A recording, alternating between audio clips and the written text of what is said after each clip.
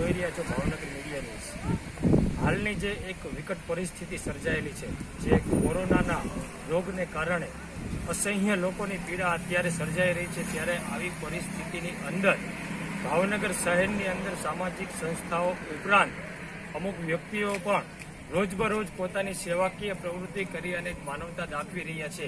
ત્યારે આજે હું તમને એક એવા વ્યક્તિની મુલાકાત કરાવું છું કે જ્યારથી લોકડાઉન શરૂઆત થયો ત્યારથી રોજની હજારો માણસોને શાકભાજી હેન્ડ ટુ હેન્ડ પોતે આપવા જાય છે અને ખરેખર ધન્ય છે આવા લોકો કે જે ભાવેણાની ધરતી ઉપર ભાવનગરની પ્રજાની દુઃખ અને વેદના સમજી રહ્યા છીએ।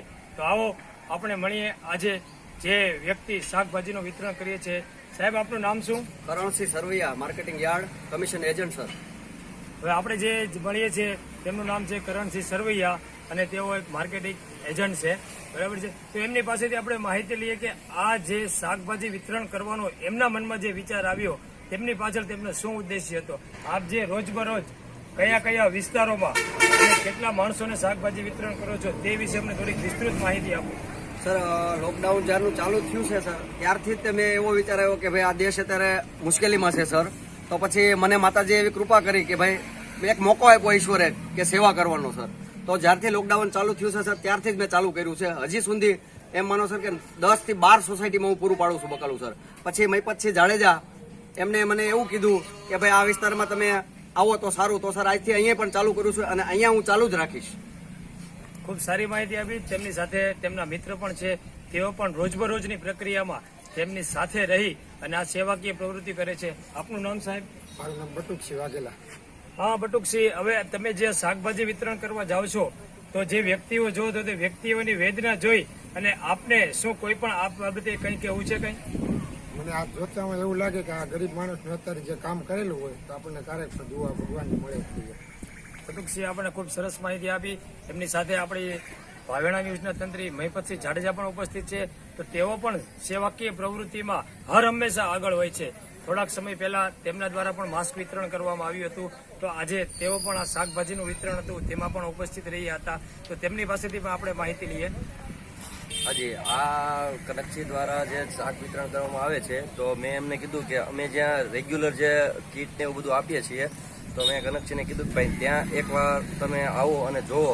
તો કનકસિંહ આજે ઘણું બધું લગભગ 70 વ્યક્તિનું શાક બકાલું પૂરું પાડ્યું અને એ સિવાય આજે અમારો ત્રીજો દિવસ છે આ જ જગ્યાએ। એમાં અમારા ગ્રુપમાં અત્યારે સંજયભાઈ ડાબી, પછી અમારા એક સિંધી ભાઈ છે એ પણ દરરોજ ભાત, શરબત, પછી એક અમારા જે પ્રયત્ન ફાઉન્ડેશન દ્વારા જે રાજુભાઈ છે એના દ્વારા પણ લોકોને જમાડવામાં આવ્યા। એટલે આ બધા અમે જે 4-5 વ્યક્તિ છીએ એ બધા અહીંયા આજ ત્રીજો દિવસ છે અને હજી અમે અહીં ને અહીં લોકોને આપતા રહેવી એવી અમારી ઈચ્છા છે। ખૂબ સરસ માહિતી આપી છે અને હજી કનકસિંહ દ્વારા કંઈ કેવું છે તો એમની પાસેથી પણ આપણે માહિતી લઈએ।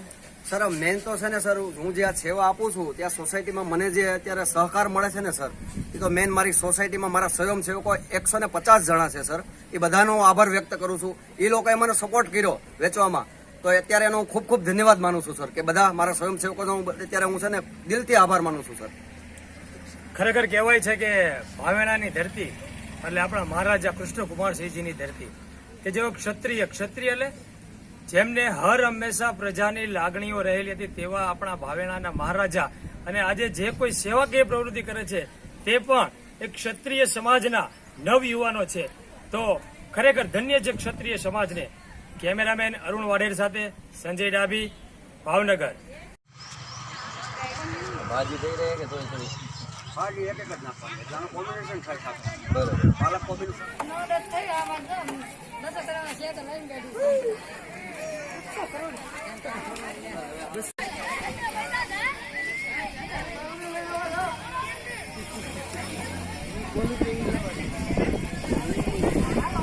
મરચા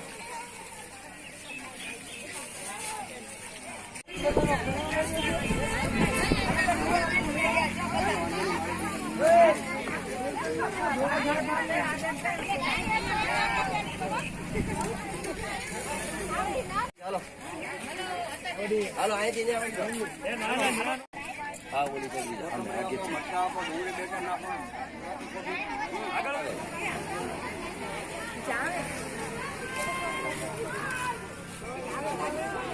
ફટાફટ નીકળતો હતો